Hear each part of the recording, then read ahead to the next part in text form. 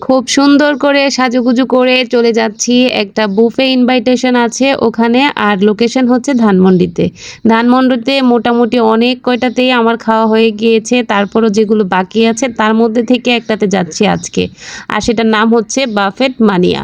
দেখি ট্রাই করে এটার খাবারটা কেমন। আর এটা যেহেতু অফিসিয়াল একটা ইনভাইটেশন ছিল, তাই অফিসের অনেকেই ছিল সাথে।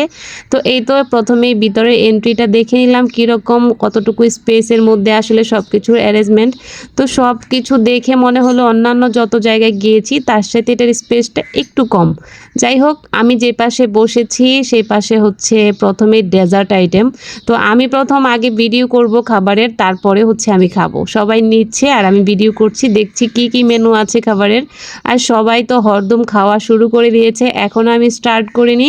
আমি আগে সবটা একটু ভিডিও করে নিব, তারপর আমি খাওয়া শুরু করব।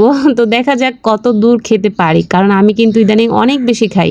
আর অনেক বেশি খাই বলে কিন্তু সবার চোখেও পড়েছে, কারণ আমি আগে একদমই খেতে পারতাম না, অনেক কম খেতাম, আর এখন অনেক বেশি খাই। তো সবার এই তো খাবার দাবার নেওয়া শুরু, যে যেটা খেতে পছন্দ করে সে সেটা নিচ্ছে।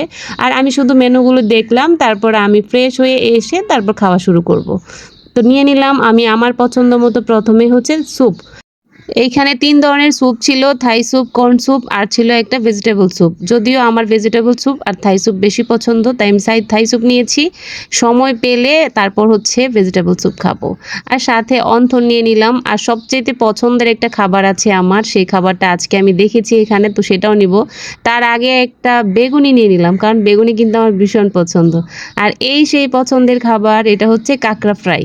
তো কাঁকড়া ফ্রাইয়ের চাইতে কাঁকড়া রান্না যেটা করে, ভুনা করে, সেটা খেতে বেশি ভালো লাগে। তারপরও যেহেতু ফ্রাই আছে আমি আর মিস করিনি, নিয়ে সরাসরি চলে গেলাম টেবিলে খাওয়া দাওয়া করার জন্য। আর সাথের কলিগস, ভাই ভাবি সবাই ছিল। আর আমার পাশে ছিল আমার প্রিয় বড় ভাই রেজাউল ভাই, সদ্য ইউনিট ম্যানেজার। তো এই তো খুঁজে খুঁজে কিন্তু স্যুপের মধ্যে বড় বড় চিংড়ি আর চিকেনগুলোই নিয়েছি, কারণ খেতে হবে তো মজা করে, তাই না?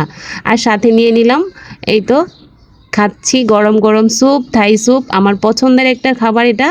আর অন্থন নিয়ে নিলাম, সেগুলো খাচ্ছি আর গল্প করছি।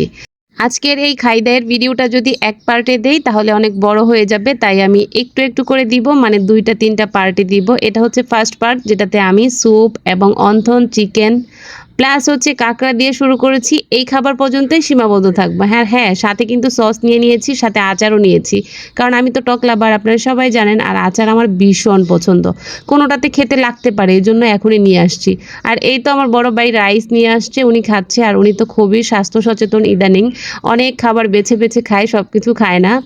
তো নেক্সট পার্টের খাবার দাবার দেখার জন্য অবশ্যই রুমি রান্নাঘর পেজ ফলো করতে হবে। পেজটা ফলো করে রাখেন, তাহলে সম্পূর্ণ ভিডিও নেক্সট পার্টে দেখতে পারবেন। আল্লাহ হাফেজ।